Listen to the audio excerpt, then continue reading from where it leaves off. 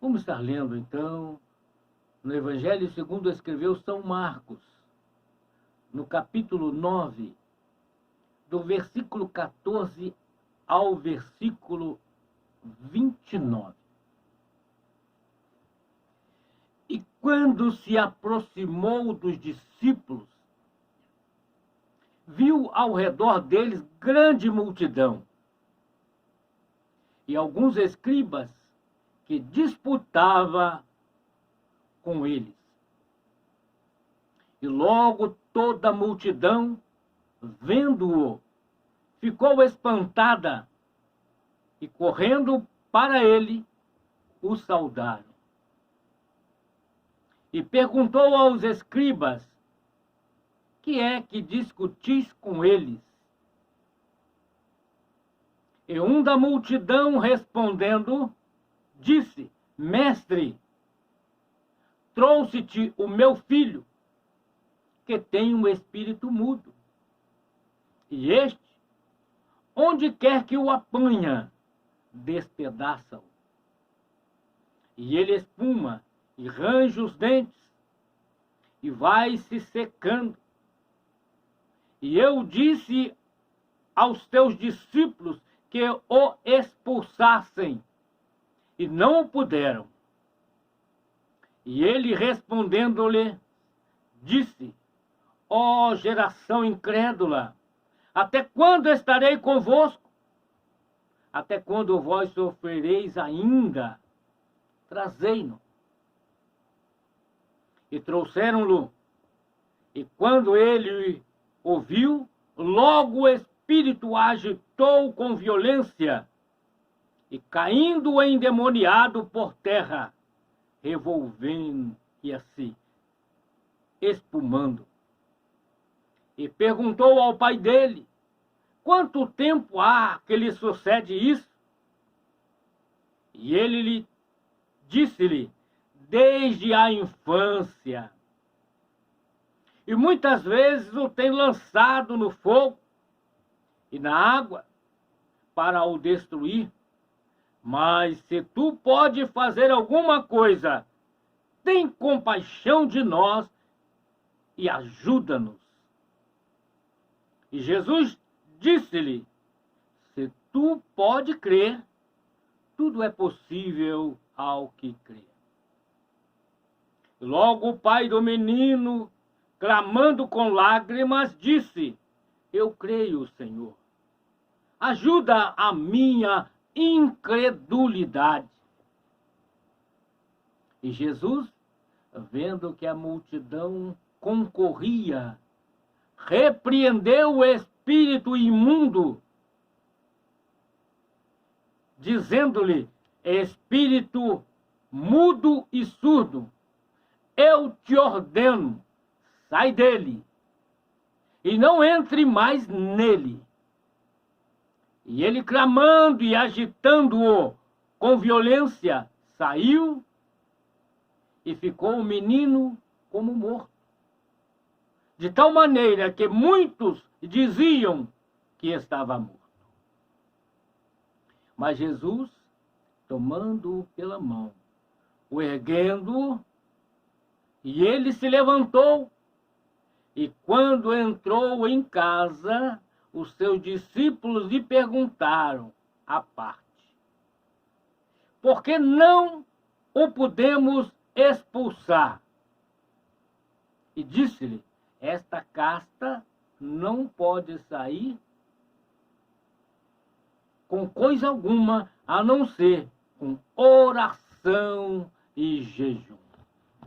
Louvado, exaltado e glorificado seja o nome do Senhor. Eu quero dar um título para esta lição, para esta mensagem, que é: até quando estarei convosco? Até quando vós sofrereis?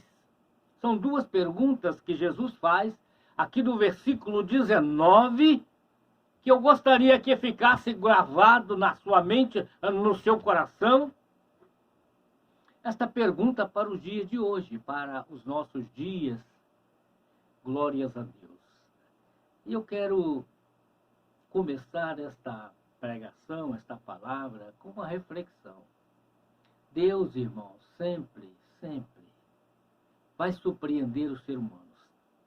A primeira coisa que aconteceu foi que os discípulos de Jesus sentiram a falta da presença de Jesus, porque Jesus ainda estava no corpo, estava em carne.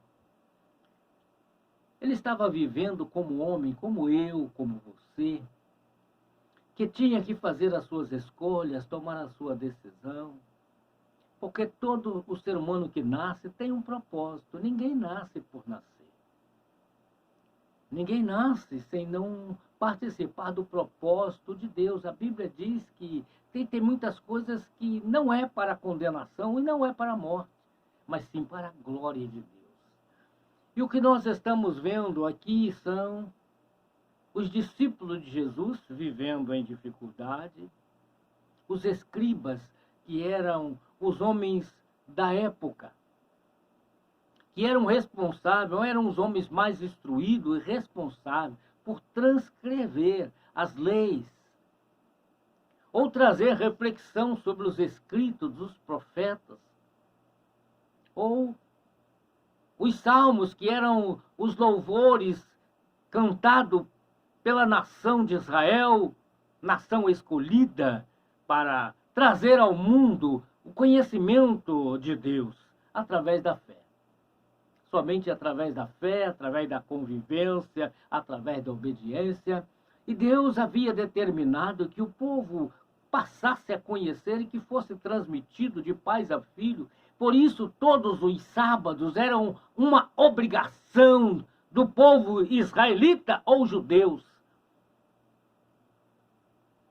que fosse para as congregações ou o templo estudar os livros da lei, aonde que começava pela manhã o período da oração chamado clamor, e o povo judeu ia para o templo, e lá estavam os grandes líderes, os sacerdotes, que recebiam a tradução, a explicação dos escribas, e era lido nos templos ao sábado, e todo o povo ia e recebia a instrução, porque era proibida aos judeus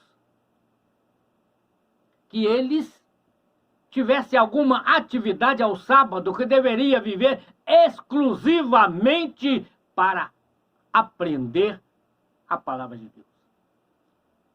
Aprendendo no templo, fosse para casa e transmitisse aos seus filhos, juntamente com a esposa, os ensinamentos de Deus para o seu povo. Porque a promessa de Deus foi para os judeus que através dele nasceria da descendência de Davi um filho de Deus, que livraria o seu povo dos seus pecados. E quando nós vemos aqui Jesus estando manifesto na carne,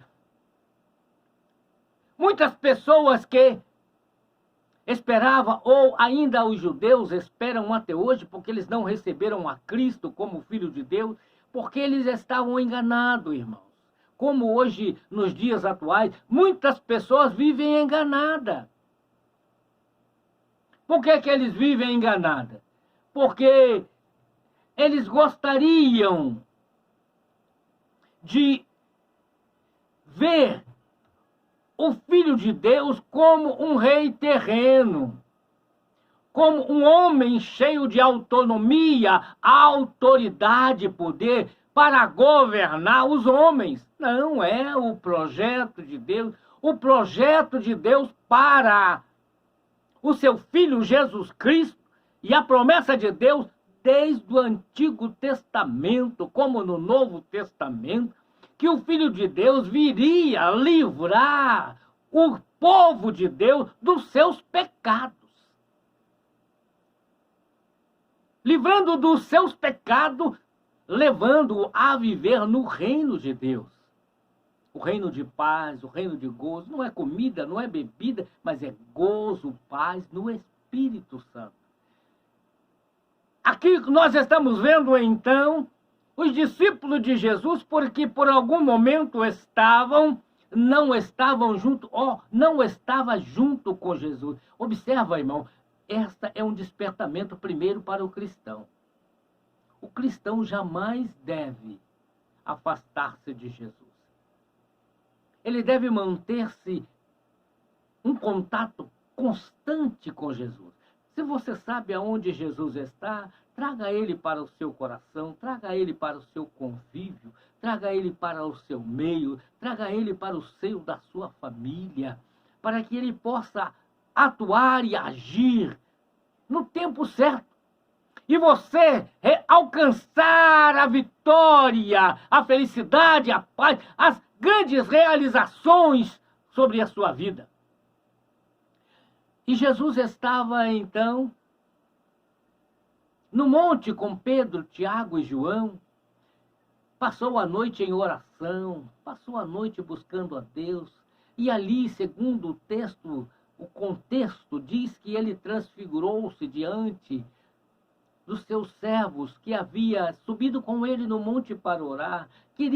Aqueles que queriam estar ao lado de Jesus, queriam estar como nos dias atuais, irmão. Depende de você, se você quiser. Se você quiser, você pode ter a presença de Jesus, você pode gozar, né, da presença de Jesus constantemente contigo, porque ele disse, eis que estou convosco todos os dias. Mas se você não quiser viver uma vida honesta, uma vida sincera, uma vida de obediência, uma vida de fidelidade, uma vida de comunhão com seus irmãos, que se você não vive uma vida de comunhão com seus irmãos, que está próximo de você, como é que você vai viver uma vida de comunhão com Deus, irmão? Que você precisa convidá-lo a fazer parte da sua vida? Então, os discípulos que ficaram aguardando o retorno de Jesus. Jesus estava no monte em oração. E os discípulos entraram em tribulação, que ficaram. Jesus não estava presente. Se Jesus não estiver presente, irmão, a vida fica difícil. Os problemas, irmãos, se agravam e as afrontam vêm.